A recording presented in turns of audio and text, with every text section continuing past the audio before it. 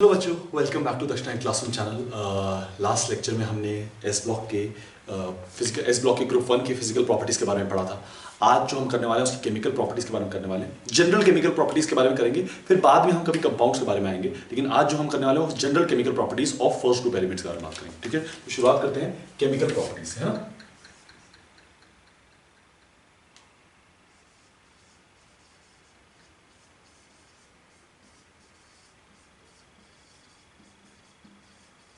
Chemical properties, ठीक है। Chemical properties में जो हम पहली चीज देखेंगे वो देखिए reaction with oxygen. Reaction with oxygen, ठीक है। तो पहला है हमारे पास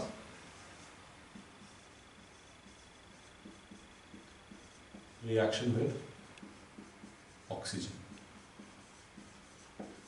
ठीक है।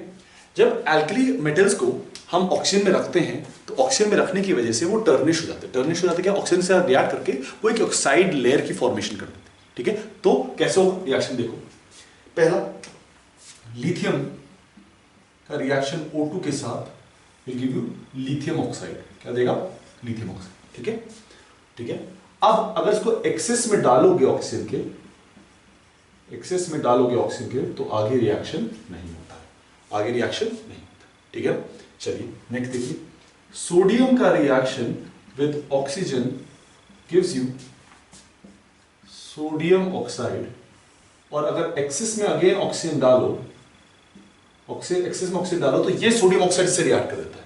सोडियम ऑक्साइड रिएक्ट करके क्या बनाता है, Na2O2, ठीक है। अगर और एक्सेस में डालो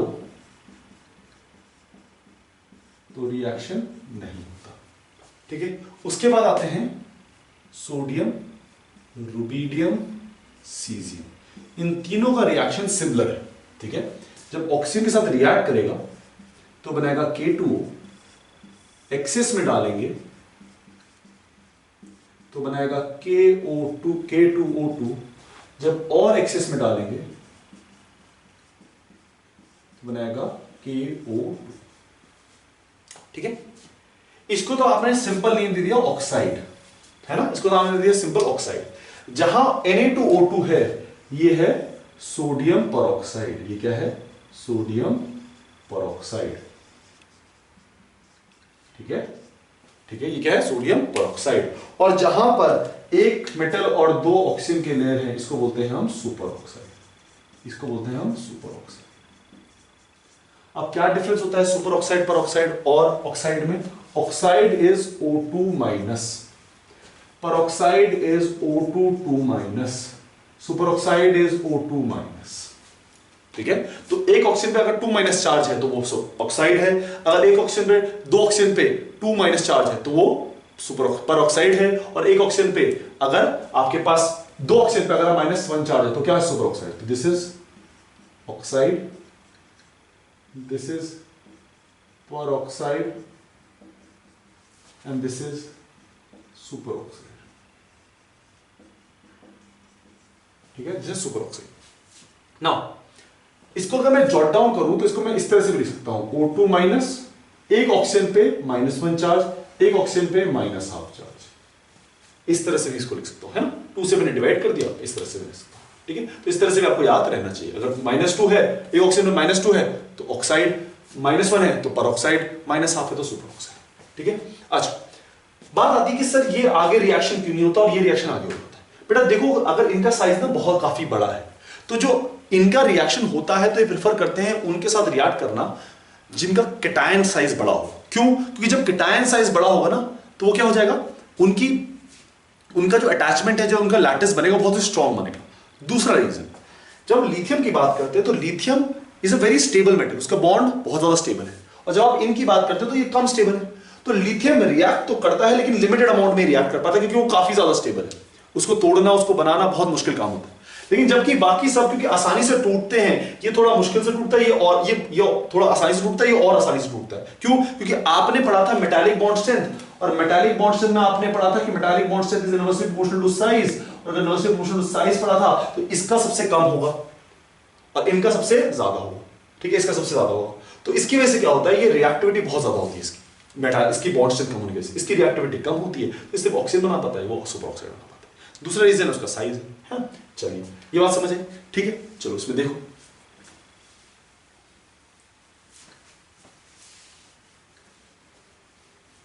अब इन ऑक्साइड से देखो, ये रिएक्शन ज्यादा इंपॉर्टेंट, खास इंपॉर्टेंट है नहीं, लेकिन इसका ये वाला रिएक्शन बहुत इंपॉर्टेंट है।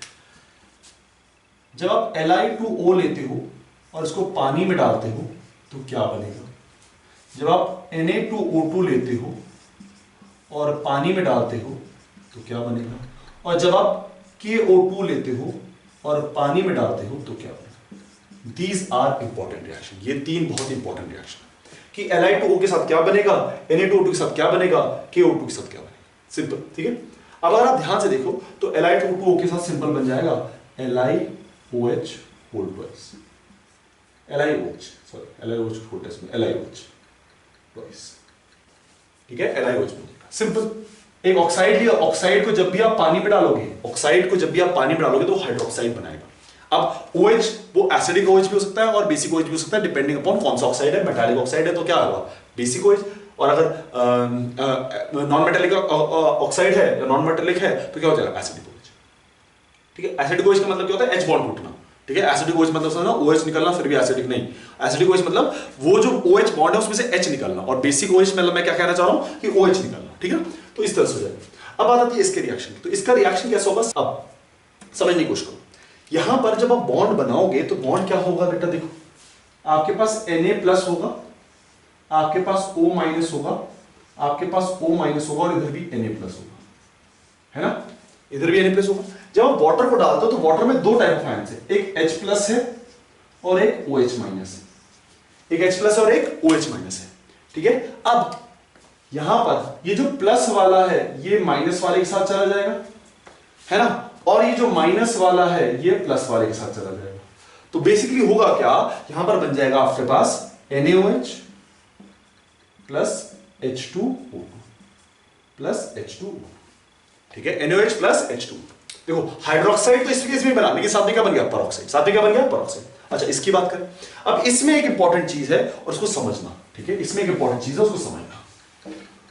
यूजुअली O2 माइनस मतलब पेरोक्साइड इज वेरी अनस्टेबल, ठीक है। पोटेशियम के साथ एक स्टेबल कॉम्प्लेक्स बना तो लेता है लेकिन स्टिल ये अनस्टेबल है।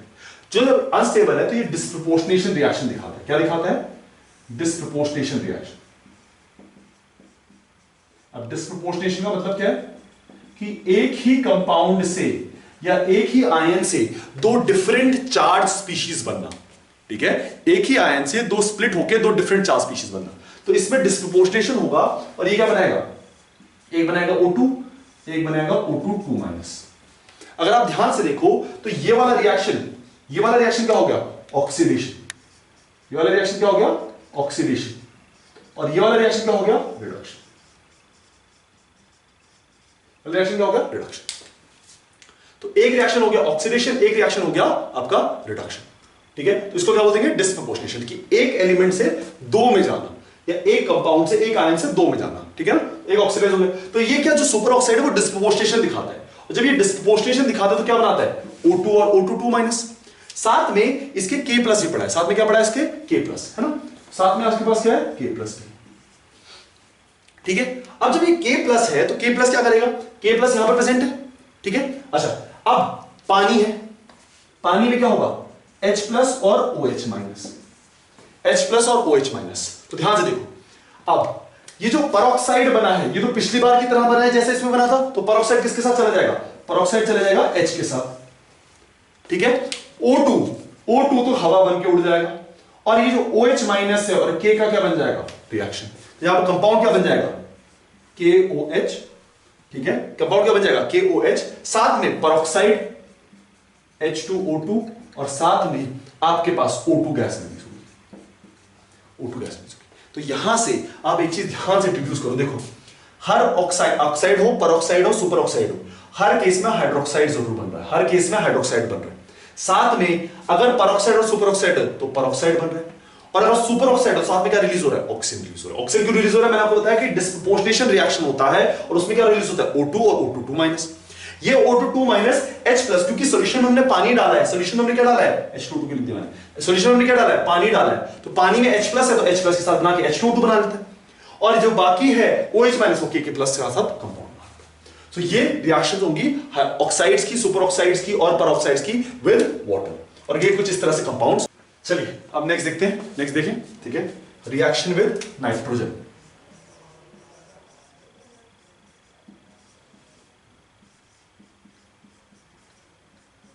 N2 के साथ रिएक्शन, ठीक है।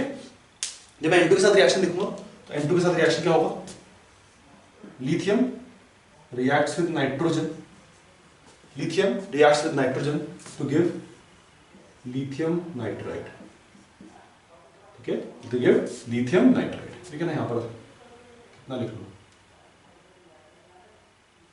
2 लिख लो, यहां पर कितना हो जाएगा 6, ठीक है, to give lithium nitride, ठीक है। बैलेंसिंग की जरूरत नहीं है, आपसे बैलेंसिंग नहीं पूछेंगे, आपसे कंपाउंड ही जनरली पूछते हैं, ठीक है। ये रिएक्शन हुआ। अच्छा, इसको जब आप हीट करोगे, इसको जब आप हीट करोगे तो ये वापस कन्वर्ट हो जाता है लिथियम प्लस नाइट्रोजन, ठीक है। उसको हीट करोगे तो वापस कन्वर्ट हो जाता है लिथियम और नाइट्रोजन में, और जब इसको पानी में डालोगे, जब इसको पानी में डालोगे तो बना जाता है lithium hydroxide plus NH3, lithium hydroxide plus NH3, ठीक है। अब यहां से पहले मैं आपको दो चीज समझाऊंगा, एक हाइड्रोलिसिस वाला रिएक्शन क्योंकि वाटर वाला है, और एक फिर इसका एक जनरल स्टेटमेंट बोलेंगे और उसको लिखेंगे, ठीक है। तो आपके पास क्या है, लिथियम नाइट्राइड है ना, लिथियम नाइट्राइड, देखो, ठीक है। तो हीट करने पे वो डिकम्पोज करके वापस लिथियम और नाइट्रोजन दे दिया, और हाइड्रोजन डालने पे वाटर डालने पे क्या बन गया, हाइड्रोक्साइड प्लस NH3। देखो, आपके पास कभी भी कोई कोवेलेंट कंपाउंड होगा, अगर आपके पास कोई भी कोई कोवेलेंट कंपाउंड होगा तो होगा क्या, समझना इस बात को, कि जब उसको आप पानी में डालोगे ना तो कोवेलेंट कंपाउंड में एक पॉजिटिव और एक नेगेटिव होगा। जब उसको पानी में डालोगे ना तो पानी में डालने की वजह से क्या होगा, समझना इस बात को, यहां पर इंपॉर्टेंट पॉइंट आता है। पानी में डालने की वजह से क्या होगा कि OH माइनस और H प्लस, ठीक है, एक जहां पर पॉजिटिव चार्ज है वहां पर OH माइनस आ जाएगा, और जहां पर नेगेटिव चार्ज है वहां पर H प्लस आ जाएगा, और फिर क्या होगा, ये इधर अटैक करेगा, ये बॉन्ड टूट के बेसिकली ये वाला बॉन्ड और ये वाला बॉन्ड बन जाएगा, और क्या बन जाएगा, XOH और YH, XOH प्लस YH, ठीक है। अब इसमें खास बात है कि ये रिएक्शन तभी पॉसिबल है जब इस X के पास एम्प्टी ऑर्बिटल, एम्प्टी ऑर्बिटल, इस X के पास क्या हो, एम्प्टी ऑर्बिटल, जिसके पास पॉजिटिव चार्ज है उसके पास क्या हो, एम्प्टी ऑर्बिटल। ऐसा क्यों, ऐसा इसलिए कि इस OH माइनस को कहीं ना कहीं तो अटैक करना पड़ेगा, तो वो यूजुअली एम्प्टी ऑर्बिटल पे अटैक करता है। किस पे करता है अटैक, एम्प्टी ऑर्बिटल पे, ठीक है। इसी वजह से SiCl4 का हाइड्रोलिसिस तो पॉसिबल है, लेकिन CCl4 का हाइड्रोलिसिस पॉसिबल नहीं है, ठीक है। इसी वजह से SiCl4 का हाइड्रोलिसिस तो पॉसिबल है, लेकिन CCl4 का हाइड्रोलिसिस पॉसिबल नहीं है। क्यों, समझो, आपके पास क्या है, आपके पास है SiCl4 विच मींस ये वाला बॉन्ड होगा। अब इस पे क्या है, नेगेटिव चार्ज, इस पे क्या है, पॉजिटिव चार्ज, ठीक है। अब OH माइनस इस पे अटैक करेगा तो जनरली आपको दिखेगा कि इस पे एम्प्टी ऑर्बिटल नहीं है, बट अगर आपको याद हो बेटा तो ये थर्ड पीरियड एलिमेंट है, और थर्ड पीरियड एलिमेंट में एक 3D खाली होता है, तो 3D जब खाली होगा तो ये OH माइनस पे अटैक कर देगा, है ना, उस पे अटैक कर देगा, तो एम्प्टी ऑर्बिटल मिल गया। लेकिन जब आप कार्बन की बात करते हैं, CCl4 की बात करते हैं, तो CCl4 में अगेन इस पे नेगेटिव, इस पे पॉजिटिव, तो जो OH माइनस अटैक करेगा, जब OH माइनस अटैक करेगा तो क्या होगा, कार्बन के पास तो कोई एम्प्टी ऑर्बिटल है ही नहीं, उसके सारे ऑर्बिटल्स फिल्ड हैं, तो क्योंकि अटैक नहीं कर सकता इस वजह से इसका हाइड्रोलिसिस पॉसिबल नहीं है, इस वजह से इसका हाइड्रोलिसिस पॉसिबल नहीं है, ठीक है। तो हाइड्रोलिसिस में क्या होता है कि आपके पास जो बॉन्ड है, कोवेलेंट बॉन्ड, उसमें आपके पास एक के पास पॉजिटिव एक के पास नेगेटिव, जिसके पास पॉजिटिव उसके पास एम्प्टी ऑर्बिटल होना चाहिए, OH माइनस वहां जाके अटैक करेगा और H प्लस दूसरे पास लगाकर कंपाउंड बनाता है। बात समझ आती, ये बात समझ आती, ठीक है। अच्छा, एक चीज इसको हम जनरलाइज कर देते हैं और एक और चीज बोलते हैं यहां पर, हाइड्रोलिसिस एक चीज हमने बोली, एक और चीज बोलते हैं कि अगर कोई आइड है, जैसे आपका नाइट्राइड ऑक्साइड, आइड में अगर आप पानी डालो, आइड में अगर आप पानी डालो, आइड में अगर आप पानी डालो तो बनता है हाइड्रोक्साइड प्लस हाइड्राइड। आइड में अगर आप पानी डालो तो बनता है हाइड्रोक्साइड प्लस हाइड्राइड। ये क्यों बोला मैंने, देखो मेरे पास है Li3n, ठीक है। इसके बीच में जो बॉन्ड होगा वो कुछ इस तरह से होगा कि Li इधर होगा, Li इधर होगा और Li इधर होगा, कुछ इस तरह से होगा, है ना। अब अगर मैं इसको इस तरह से बोलूं, मतलब बॉन्ड कुछ इस तरह से होगा, तो इस पे पॉजिटिव चार्ज, इस पे नेगेटिव चार्ज होगा कि नहीं होगा, ठीक है। अब आपके पास आया OH माइनस, OH माइनस किस पे अटैक करेगा, लिथियम पे। क्या लिथियम पे एम्प्टी ऑर्बिटल है, देख लेते हैं। 1s2 2s1, this is electron configuration, तो 2p तो खाली पड़ा है इसका, व्हिच मींस इसके पास एम्प्टी ऑर्बिटल है। तो OH ने इस पे अटैक किया और H इसके साथ चला गया, तो हर बॉन्ड के साथ OH, ये OH इधर, H इधर, H इधर, OH इधर, तो कंपाउंड क्या बन जाएगा बेटा, कंपाउंड क्या बन जाएगा, वाटर के साथ रिएक्शन करने पे कंपाउंड बन जाएगा हाइड्रोक्साइड। हाइड्रोक्साइड क्या होगा, लिथियम हाइड्रोक्साइड, साथ में बन जाएगा आपके पास अमोनिया, दैट इज हाइड्राइड। तो बन गया ना वही हाइड्रोक्साइड और हाइड्राइड। तो इस कॉन्सेप्ट को आप याद रख सकते हो कि किसी भी आइड को, फॉस्फाइड से लेकर कोई भी आइड को अगर आप पानी में डालोगे तो हाइड्रोक्साइड और हाइड्राइड बनेगा। क्या बनेगा, हाइड्रोक्साइड और हाइड्राइड। तो यही रिएक्शन की बात हमने वहां करी जहां हमने बोला कि लिथियम जब रिएक्ट करेगा नाइट्रोजन का तो नाइट्राइड बनाएगा। लिथियम जब रिएक्ट करेगा नाइट्रोजन के साथ, ठीक है, तो नाइट्राइड बनाएगा, और ये नाइट्राइड को जब हम पानी में डालेंगे तो हाइड्रोक्साइड प्लस हाइड्राइड बनाएगा, और इसको जब मैं हीट करूंगा तो लिथियम प्लस N2 गैस। बात समझ आती है, बात समझ आती है, ठीक है। तो this is the reaction of lithium. जो बाकी मेटल्स हैं, सोडियम, पोटेशियम, रुबिडियम, सीजियम, ये नाइट्रोजन के साथ रिएक्ट नहीं करते, ये नाइट्रोजन के साथ रिएक्ट नहीं करते, सिर्फ लिथियम रिएक्ट करता है, बाकी और कोई रिएक्ट नहीं करता, ठीक है ना। बात समझ आती है। चलिए नेक्स्ट देखें।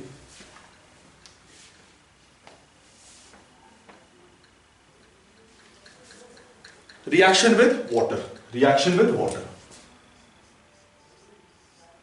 Reaction with water. अब समझना,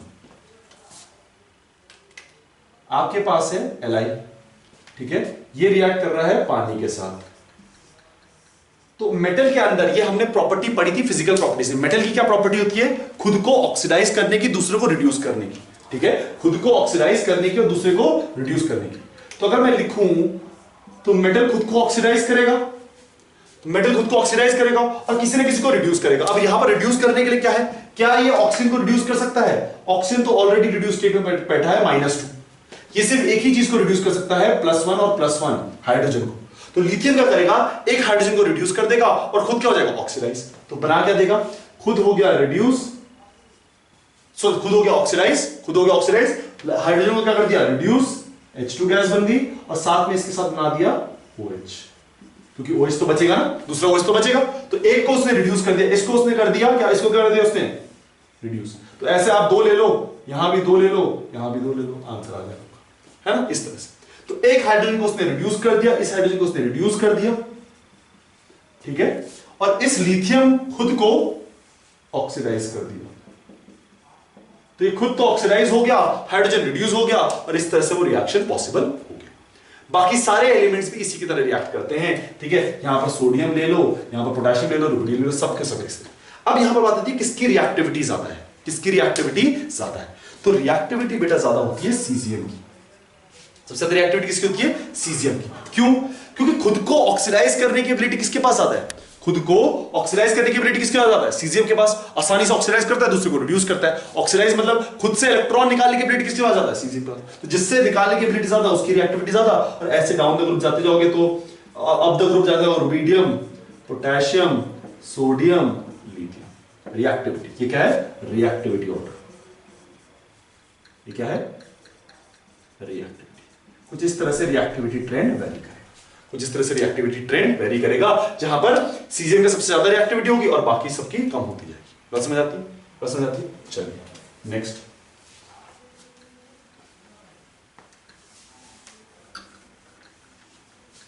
reaction with H2, reaction with H2। एक मेटल M है, मेटल M मतलब वही alkali earth metals, alkali metals, और H2 से रिएक्शन कर रहा है। तो खुद को क्या करेगा बेटा, ऑक्सीडाइज, रिड्यूस किसको करेगा, हाइड्रोजन को। जब हाइड्रोजन को रिड्यूस कर रहा है, खुद को ऑक्सीडाइज कर रहा है, तो क्या बना देगा, M+H-। इसको बोलते हैं हम मेटल हाइड्राइड्स, मेटल हाइड्राइड्स, ठीक है, जहां पर मेटल क्या हो गया, ऑक्सीडाइज, और हाइड्रोजन क्या हो गया, रिड्यूस।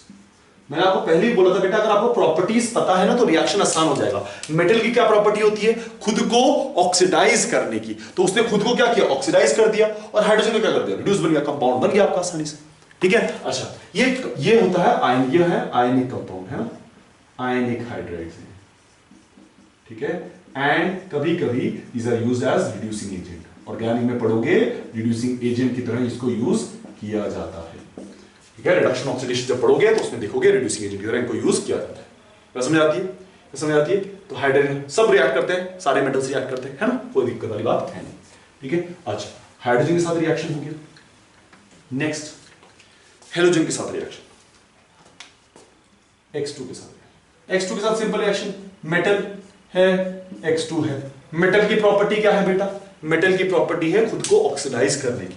अगर मेटल की प्रॉपर्टी खुद को ऑक्सीडाइज करने की है तो किसको रिड्यूस करेगा, एक ही चीज है यहां पर X, तो उसको रिड्यूस कर देगा। X मतलब क्या है, X मतलब है फ्लोरीन, क्लोरीन, ब्रोमीन, आयोडीन, ठीक है। खुद उसको ऑक्सीडाइज कर देगा, खुद ऑक्सीडाइज हो गया, खुद ऑक्सीडाइज हो गया, दूसरा रिड्यूस हो गया, दूसरा रिड्यूस हो गया, तो वो क्या बन गया, MX बन गया। क्या बन गया, MX, हैलाइड्स बन गया, है ना, क्या बन गया, हैलाइड्स, ठीक है। तो मेटल खुद को क्या कर दिया, मेटल ने खुद को किया ऑक्सीडाइज, और हेलोजन को क्या, रिड्यूस, और बना दिया कंपाउंड, और बना दिया कंपाउंड। बस समझ आती है, बस समझ आती है। चलिए नेक्स्ट, नेक्स्ट NH2 गैस के साथ, NH3 गैस के साथ, अमोनिया गैस के साथ, अमोनिया गैस के साथ, ठीक है। अमोनिया गैस के साथ क्या रिएक्शन होगा वो देखो, ठीक है। मेटल साथ में गैस फॉर्म में, ठीक है, रिएक्शन। मेटल क्या करेगा, खुद को ऑक्सीडाइज, किसी ना किसी को रिड्यूस करेगा। नाइट्रोजन की -3 ऑक्सीडेशन स्टेट है, इसकी +1 है, +1 है, +1 है। अब नाइट्रोजन को तो रिड्यूस कर नहीं सकता, नाइट्रोजन -3 से नीचे जाएगा नहीं, तो किसको रिड्यूस करेगा, हाइड्रोजन को। किसको रिड्यूस करेगा, हाइड्रोजन को। तो हाइड्रोजन को रिड्यूस करेगा, खुद ऑक्सीडाइज होगा तो बना देगा MnH2, मेटल अमाइड, साथ में H2 गैस रिड्यूस हो जाएगी, साथ में H2 गैस रिड्यूस हो जाएगी, तो ये क्या हो जाएगा, अमाइड, ये क्या हो जाएगा, अमाइड, ठीक है। अच्छा, अमाइड को अगर पानी में डालो तो क्या बनेगा, अमाइड को अगर पानी में डालो तो क्या बनेगा, आइड है कि नहीं है, आइड, तो आइड की वजह से क्या बनता है, हाइड्रोक्साइड, तो बन जाएगा मेटल हाइड्रोक्साइड प्लस हाइड्राइड। कौन सा hydride, NH3, metal hydroxide plus hydride, कौन सा हाइड्राइड, NH3। बात समझ आती है, बात समझ आती है। चलो, इसमें कैसा क्यों हुआ ऐसा देखो, आपके पास मेटल है, आपके पास NH2 है, मेटल पे पॉजिटिव चार्ज, NH2 पे नेगेटिव चार्ज, है ना, तो पॉजिटिव पे कौन जाएगा, OH, इसकी तरफ कौन जाएगा, OH, और इसकी तरफ कौन जाएगा, H, ठीक है। ये बना देगा NH3 और ये बना देगा MOH, वही कंपाउंड बन गया, मेटल हाइड्रोक्साइड और हाइड्राइड। बात समझ आती है। चलिए, अब इसका जो गैसियस फॉर्म में रिएक्शन है वो डिफरेंट है, जब उसको लिक्विड फॉर्म में लेते हैं रिएक्शन डिफरेंट हो जाता है, और लिक्विड फॉर्म वाला बहुत इंपॉर्टेंट है। कई बार ये क्वेश्चन पूछ लिया जाता है लिक्विड फॉर्म वाले अमोनिया से, ठीक है, कई बार, ठीक है, एडवांस, मेंस, नीट, सब जगह, ठीक है। तो NH3 लिक्विड के साथ क्या रिएक्शन होता है वो देखने की कोशिश करते हैं, बहुत इंपॉर्टेंट है, इसको तो तुम स्टार मार्क कर लो, इस क्वेश्चन को, इस रिएक्शन को दिल से लगा के रखना, कई जगह पे पूछ लिया जाएगा, ठीक है। देखो, जब मेटल को अमोनिया में डाला जाता है, ठीक है, मेटल को अमोनिया में डाला जाता है, और मैं एनसीईआरटी के हिसाब से लिख देता हूं तुम्हारे लिए, ताकि तुम लोग को एनसीईआरटी में समझ आ जाए कि क्या लिखा हुआ है, ठीक है, इस तरह से लिखा हुआ है एनसीईआरटी में, ठीक है। डाला जाता है तो होता क्या, मेटल खुद को क्या करता है, ऑक्सीडाइज, मेटल खुद को क्या करता है, ऑक्सीडाइज, तो मेटल ने खुद को ऑक्सीडाइज किया, प्लस बना दिया। जब ऑक्सीडाइज करेगा और साथ में क्या छोड़ेगा, इलेक्ट्रॉन, है ना। अब होता क्या है, जब मेटल ने ऑक्सीडाइज किया, क्योंकि अमोनिया लिक्विड फॉर्म में, क्योंकि अमोनिया लिक्विड फॉर्म में, तो क्या होता है, अमोनिया इसके चारों तरफ एक लेयर बना देता है, लेयर्स बना देता है, ठीक है। तो क्या हो जाता है, हमने क्या पढ़ा था, सॉल्वेटेड पढ़ा था कि नहीं पढ़ा था, हमने सॉल्वेटेड पढ़ा था कि नहीं पढ़ा था, तो वही चीज के साथ हो जाती है कि M+ और इसके चारों तरफ क्या लग गया, अमोनिया का liquid, X number of moles रहते हैं, हमें नहीं पता कितने हैं, बस X है, हमें याद भी नहीं करनी, नेसेसरी नहीं, ठीक है। उन चीजों को याद करने की जरूरत नहीं जो पूछ नहीं जाए, और अगर याद करना है तो एक एप्लीकेशन डालना IUPAC में, उनसे पूछने की ऐसा क्यों हुआ, ठीक है। बट फॉर द टाइमिंग हमें याद करने की जरूरत नहीं है, हमें बस ये पता होना चाहिए कि NH3 लग रहे हैं, ठीक है। अच्छा, वैसे इलेक्ट्रॉन भी चार्ज है, तो इसके चारों तरफ भी क्या लग जाता है, NH3 लग जाता है Y, X और Y अलग अलग लगेंगे क्योंकि M पे चार्ज अलग है, उस पे चार्ज अलग है, तो अलग अलग। तो इस तरह से बन जाता है। अब ये जो लिक्विड बना है इसकी कुछ प्रॉपर्टीज हैं और उन प्रॉपर्टीज को समझने की कोशिश करें। ठीक है, पहली प्रॉपर्टी अगर आपको दिख रहा है तो ये इलेक्ट्रॉन रिलीज कर रहा है, इलेक्ट्रॉन रिलीज कर रहा है, which means electron can act as reducing agent.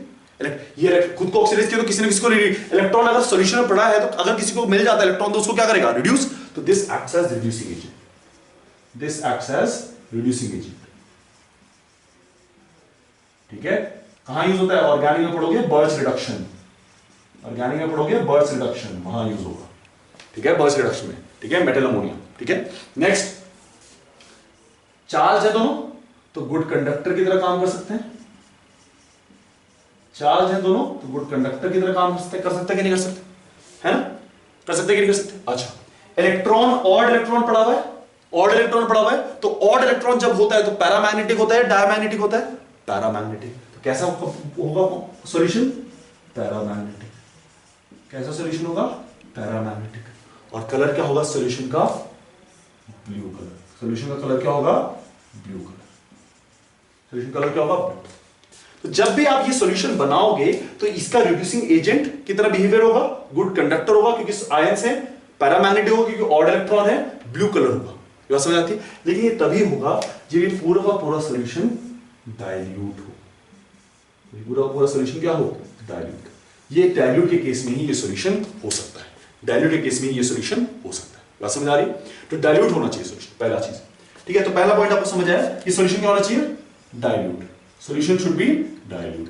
तो सारा कलर्स ये शो करेगा। सेकंड, अगर इसमें कुछ इंप्योरिटीज नहीं है, अगर कुछ इसमें कुछ इंप्योरिटीज नहीं जैसे Fe, अगर इसमें इस सॉल्यूशन में अगर कुछ इंप्योरिटीज हुई जैसे Fe, Zn, Pt, तो ये क्या करेंगी, इस रिएक्शन को फॉरवर्ड मूव करवाएंगी। इस रिएक्शन को क्या करवाएंगी, फॉरवर्ड मूव। और जब रिएक्शन फॉरवर्ड मूव करेगा तो मेटल खुद को तो ऑक्सीडाइज कर चुका है, किसी ना किसी को रिड्यूस करेगा। किसको रिड्यूस करेगा, हाइड्रोजन को रिड्यूस करेगा। तो मेटल क्या बनाएगा, मेटल अमाइड। मेटल क्या बना देगा, मेटल अमाइड। तो अगर इसमें इंप्योरिटीज प्रेजेंट है, कौन कौन सी, इस सॉल्यूशन में अगर ये इंप्योरिटीज प्रेजेंट हैं तो क्या बन जाएगा, metal reaction forward direction move करेगा और फॉरवर्ड डायरेक्शन मूव करके ये बना देगा मेटल अमाइड। ठीक है, और साथ में आपके पास क्या बन जाएगा, मेटल अमाइड, है ना, साथ में मेटल अमाइड और साथ में H2 गैस, है ना। पिछले उसमें क्या लिखा था, H2 गैस। ठीक है, तो अगर ये प्रेजेंट नहीं है तो फिर सॉल्यूशन इस फॉर्म में स्टेबल है, तो फिर वो आगे रिएक्शन नहीं करेगा और बहुत देर तक इसी फॉर्म में पड़ा है। बस समझ आती है। तो दो चीजें इस सॉल्यूशन के लिए याद रखनी है। एक, डाइल्यूट, जब डाइल्यूट होगा तो रिड्यूसिंग एजेंट की तरह काम करेगा, गुड कंडक्टर की तरह काम करेगा, पैरामैग्नेटिक की तरह काम करेगा और ब्लू कलर का होगा। दूसरा, अगर इसमें इंप्योरिटीज होंगी Fe, Zn, Pt, तो क्या करेगा, रिएक्शन को फॉरवर्ड डायरेक्शन मूव करवाएगा और जब रिएक्शन फॉरवर्ड डायरेक्शन मूव करेगा तो क्या बना देगा, अमाइड बना देगा, साथ में H2 गैस निकल जाएगी। अगर ये प्रेजेंट नहीं है तो फिर वहीं पर उसी फॉर्म में वो स्टेबल रहेगा। ये बात समझ आती है। अच्छा, यहां पर हमने डाइल्यूट की तो बात कर दी, हमने किसकी बात कर दी, डाइल्यूट। लेकिन अभी बात करना बाकी है इसमें कंसंट्रेटेड, तो वो इंपॉर्टेंट है। डाइल्यूट में क्या होता है, डाइल्यूट में आपके पास ये बन जाता है। लेकिन जब कंसंट्रेटेड की बात करते हैं, जब आप कंसंट्रेटेड की बात करते हैं तो कंसंट्रेटेड में सॉल्यूशन डिफरेंट हो जाता है। कंसंट्रेटेड में सॉल्यूशन बन जाता है डायमैग्नेटिक, ठीक है, और सेकेंड ब्रॉन्ज कलर। कलर कैसा हो जाता है, ब्रॉन्ज। ठीक है, कंसंट्रेटेड में क्या होता है, डाइल्यूट में तो पैरामैग्नेटिक, कंसंट्रेटेड में क्या होता है, डायमैग्नेटिक और ब्रॉन्ज कलर। अब कंसंट्रेटेड में क्या होता क्या है समझना। कंसंट्रेटेड में आपके पास बहुत सारे, ये देखो पैरामैग्नेटिक में किसकी वजह से आ रहा है, इसकी वजह से। ठीक है, NH3 ठीक है, ये बहुत सारे होंगे, तो बहुत सारे होंगे तो बहुत नजदीक और भी अदर होंगे। ऐसे ही NH3, कोई और भी NH3 लगा के बैठा होगा उसके साथ। अब ये क्या हो जाएगा, इन दोनों की क्या हो जाएगी, पेयरिंग। इन दोनों की हो जाएगी पेयरिंग, मतलब दूर पे ही कुछ इस तरह से है। देखो दूर पे ही कुछ इस तरह से, इलेक्ट्रॉन इधर है और इसके चारों तरफ अमोनिया है, इलेक्ट्रॉन इधर है और उसके चारों तरफ क्या है, अमोनिया। तो इन दोनों की हो जाएगी पेयरिंग हो जाएगी। और जब ये पेयरिंग हो जाएगी तो अपोजिट स्पिन में पेयर करेंगे, और जब ये अपोजिट स्पिन में पेयर करेंगे तो क्या होगा, इनका मैग्नेटिक मोमेंट जीरो हो जाएगा क्योंकि ये पैरा डायमैग्नेटिक होगा, और डायमैग्नेटिक में से क्या हो जाएगा, पूरा सॉल्यूशन क्या हो जाएगा, डायमैग्नेटिक। कलर क्या आ जाएगा, ब्लू, ब्रॉन्ज कलर। तो ये दो पॉइंट है, ये दो डाइल्यूट में कैसा रहता है और किसमें कंसंट्रेटेड में कैसा है, जरूरी। अच्छा, कई बार इसको बोलते हैं हम सॉल्वेटेड इलेक्ट्रॉन। ये टर्मिनोलॉजी याद रखना, सॉल्वेटेड इलेक्ट्रॉन। सॉल्वेटेड है, इलेक्ट्रॉन की तरफ क्या लगा हुआ है, सॉल्वेंट लगा हुआ है, तो उसको क्या बोलेंगे हम, सॉल्वेटेड इलेक्ट्रॉन। ठीक है, या और कभी कभी इसको बोलते हैं हम अमोनिएटेड सॉल्यूशन। क्या बोलते हैं हम? Ammoniated solution. ठीक है, क्या बोलते हैं हम? Ammoniated solution. ठीक है, तो ये बहुत ही इंपॉर्टेंट है बेटा। ठीक है, ये रिएक्शन बहुत इंपॉर्टेंट है और इस रिएक्शन को आपको ध्यान से याद रखना है, ये चीज बहुत याद है। ठीक है, तो बस आज के लेक्चर में बेटा इतना ही, केमिकल रिएक्शंस में बस इतना ही, मतलब इसका थोड़ा सा पार्ट हमने किया है। नेक्स्ट में हम सेकंड ग्रुप एलिमेंट्स के बारे में देखेंगे और उनके देखेंगे उनके केमिकल रिएक्शंस कैसे होते हैं, उनकी रिएक्टिविटी कैसे होती है। ठीक है, तो आज के लिए इतना ही। इसमें ये रिएक्शन पढ़ के आना जरूरी है, इस रिएक्शन को बार बार रिवाइज करो, कई बार पूछा जा चुका है और कई बार आगे भी पूछा जाएगा। ठीक है, चलिए आज के लिए बस इतना ही, आपसे मिलते हैं नेक्स्ट लेक्चर में। Take care and keep working hard.